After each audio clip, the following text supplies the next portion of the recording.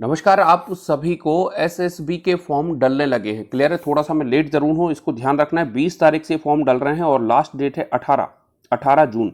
तो थोड़ा सा वीडियो को ज़्यादा ध्यान से देखना है। इस वीडियो में हम डेट्स के अलावा पोस्ट देखेंगे, किन किन पोस्ट पर है। इसके अलावा ये भी देखेंगे कि सैलरी कितनी वाली है, सैलरी किस इसमें कितनी क्या रहेगी, एज लिमिट क्या रहेगी, एजुकेशन क्वालिफिकेशन क्या रहेगी। इसके अलावा अगर इसमें फिजिकल है तो फिजिकल किस तरह से है और कितने नंबर का है, सिलेबस क्या है, मेनली इसमें सिलेबस क्या रहेगा, इसको भी हम डिटेल चर्चा करने वाले हैं एज लिमिट के अलावा। और इसमें हम देखेंगे फिजिकल, अगर फिजिकल है तो फिजिकल में किस तरह से आपको क्या क्या करना पड़ेगा, है ना। हाइट वगैरह क्या कैसी मंगाई गई है, चेस्ट क्या कैसा मंगाया गया है, और तमाम तरह की चीज़ें इसमें हम डिस्कस करने वाले हैं। तो वीडियो को आपको ध्यान से समझना है। तो चलिए शुरुआत करते हैं। स्क्रीन पर आपको दिख रहा है ये बहुत ही महत्वपूर्ण वैकेंसी जिसमें कांस्टेबल की है। और कांस्टेबल आप अगर देखोगे तो यहाँ पर कारपेंटर है, ड्राइवर है, टेलर है, गार्डनर है, ठीक है। इसके अलावा पेंटर है, वॉचमैन है, ठीक है, बार्बर है, सफाई वाला है, कुक है, वाटर।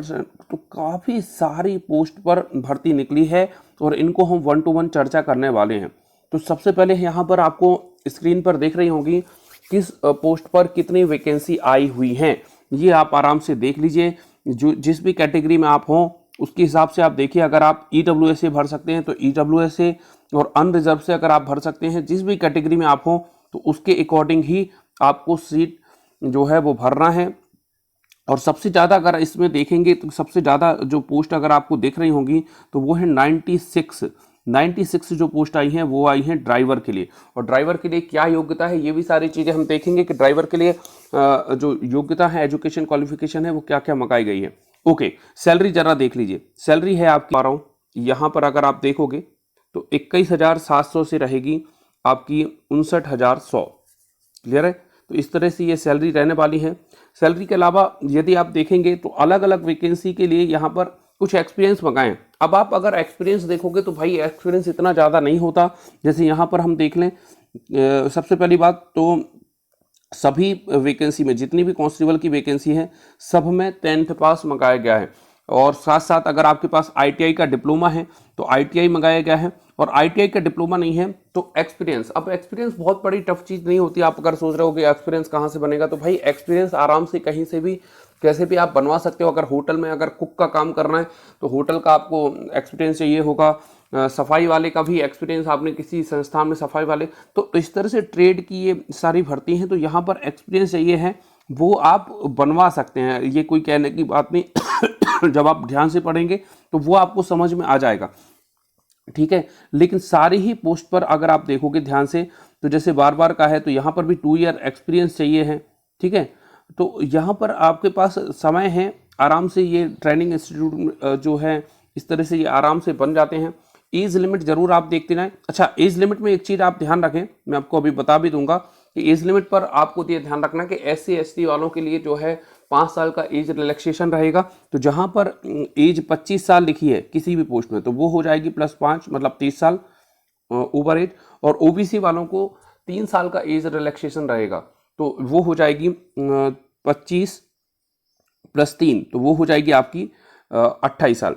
क्लियर है? इस तरह से। अब जरा ये देख लीजिए जो वेरी इंपॉर्टेंट है, रिटन एग्जाम जो है वो किस तरह से रहने वाला है और क्या सिलेबस रहेगा इसमें। स्क्रीन पर आपको यही सारी चीजें अब हम दिखा रहे हैं, ध्यान से समझिए जरा। तो सिलेबस अगर हम ध्यान से समझें तो सिलेबस में क्या क्या रहने वाला है। सबसे पहली बात, पेपर जो होगा वो 2 घंटे का होगा, ठीक है। आप ध्यान से सब समझ सकते हैं। तो 2 घंटे का इसमें पेपर रहने वाले हैं। 100 क्वेश्चन 100 मार्क्स के रहेंगे। 100 क्वेश्चन जो रहेंगे वो 100 मार्क्स के रहेंगे। अब सिलेबस बहुत ही सरल है, ठीक है। सिलेबस काफ़ी ज़्यादा सरल है तो उसको ध्यान से समझना है।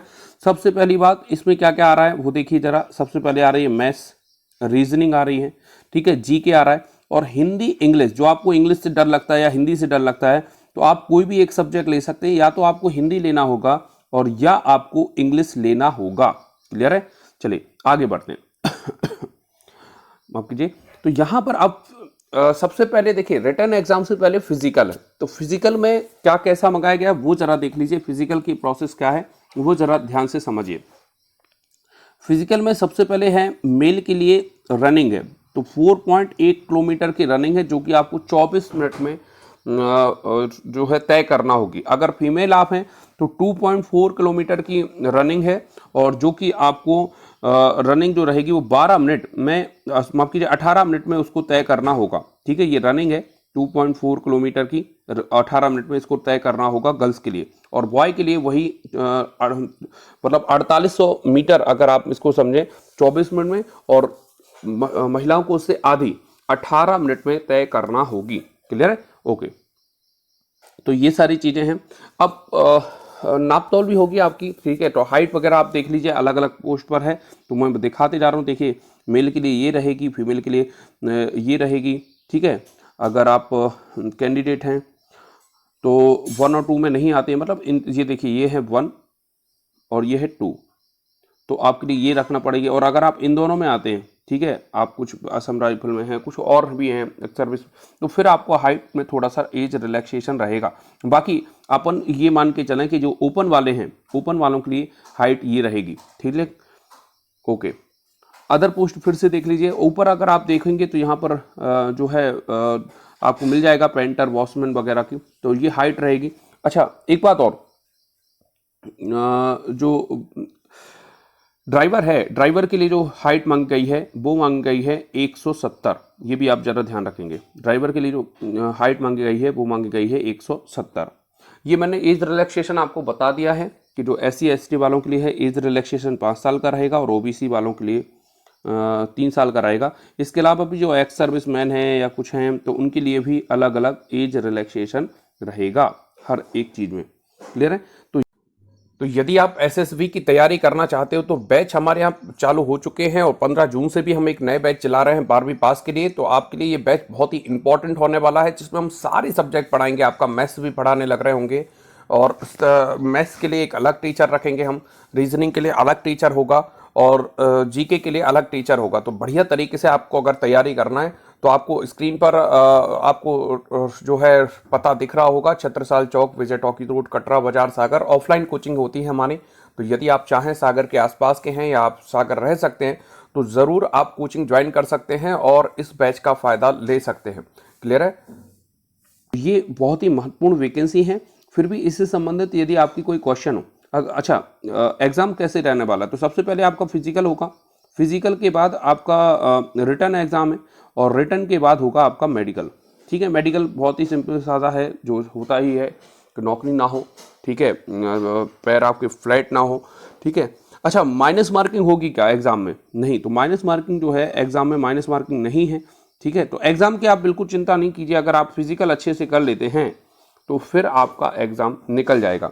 इसके अलावा यदि आप चाहे तो ESI का भी और एक अलग से वीडियो मैं पूरा बनाने वाला हूं, उसको भी आप ज़रा ध्यान से देख लें। उम्मीद है आप सारी चीज़ें समझ गए होंगे। Thank you for watching, great day.